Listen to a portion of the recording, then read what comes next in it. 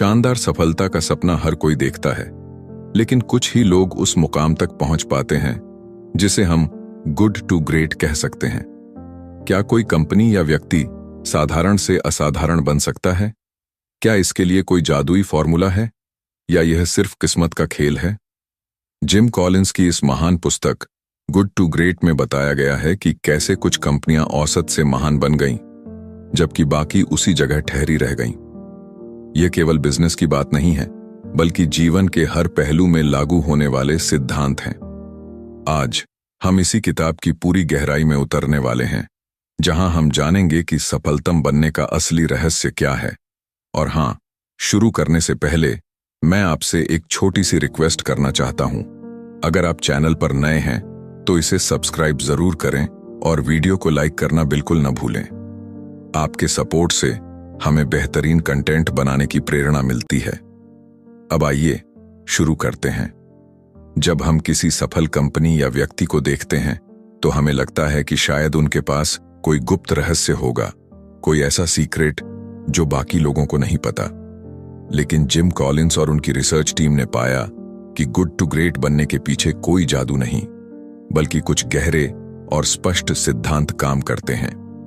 उन्होंने 1400 से अधिक कंपनियों का अध्ययन किया और उनमें से केवल 11 ऐसी कंपनियों को चुना जिन्होंने वास्तव में गुड टू ग्रेट की यात्रा तय की। इन कंपनियों ने न सिर्फ बाजार को मात दी, बल्कि लंबे समय तक असाधारण प्रदर्शन भी बनाए रखा। लेकिन इन कंपनियों ने ऐसा कैसे किया? पहला रहस्य है लेवल 5 लीडरशिप। महान बनने के लिए नेतृत्व का स्तर भी महान होना चाहिए। लेवल 5 लीडर्स वे होते हैं जो व्यक्तिगत सफलता से ज्यादा संगठन की सफलता को महत्व देते हैं। वे विनम्र होते हैं, अपने कर्मचारियों को क्रेडिट देते हैं और असफलता होने पर खुद जिम्मेदारी लेते हैं। यह बिल्कुल उल्टा है उन घमंडी नेताओं से जो अपने फायदे के लिए कंपनी को सिर्फ सीढ़ी की तरह इस्तेमाल करते हैं। जो कंपनियां सिर्फ अच्छी बनी रहीं, वे आमतौर पर ऐसे नेताओं द्वारा चलाई जाती थीं जो खुद को हीरो समझते थे।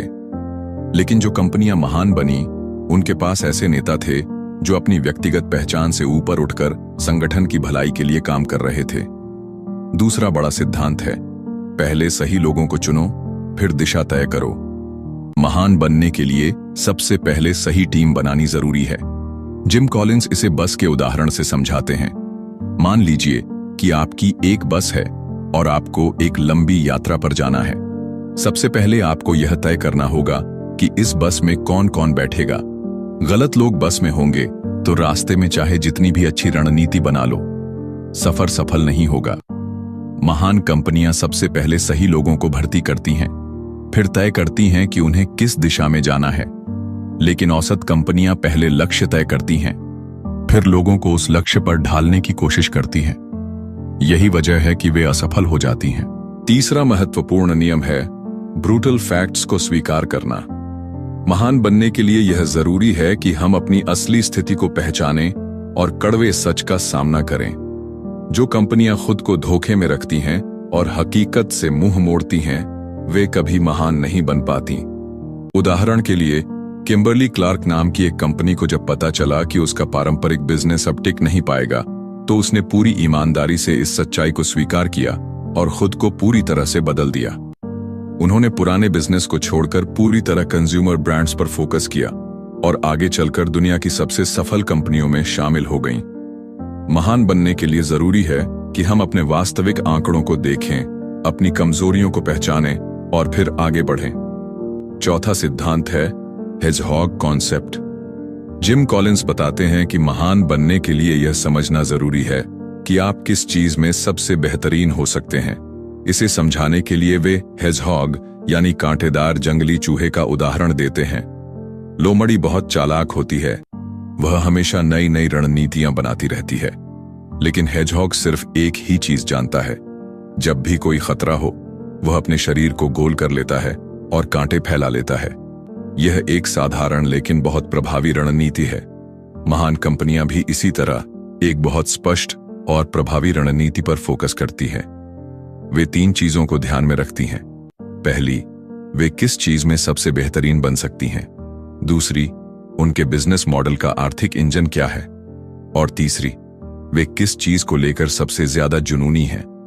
जो कंपनियां इस सवाल का सही जवाब ढूंढ लेती हैं, वे ही महान बन पाती हैं। इसके बाद आता है डिसिप्लिन की संस्कृति। महान बनने के लिए सिर्फ सही रणनीति बनाना काफी नहीं है, बल्कि उसे लगातार लागू करना भी जरूरी है।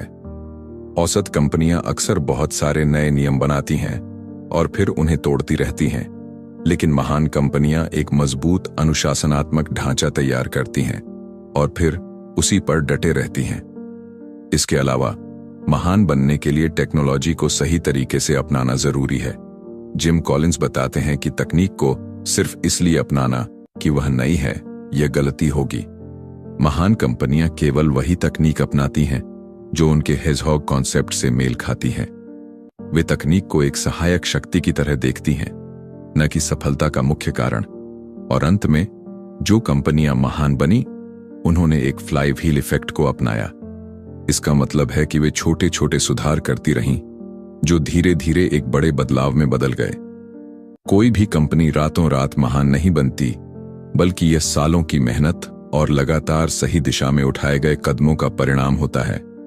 अगर हम इस किताब के सबक को अपने जीवन में अपनाएं, तो न केवल हम अपने बिजनेस को, बल्कि अपने व्यक्तिगत जीवन को भी साधारण से असाधारण बना सकते हैं।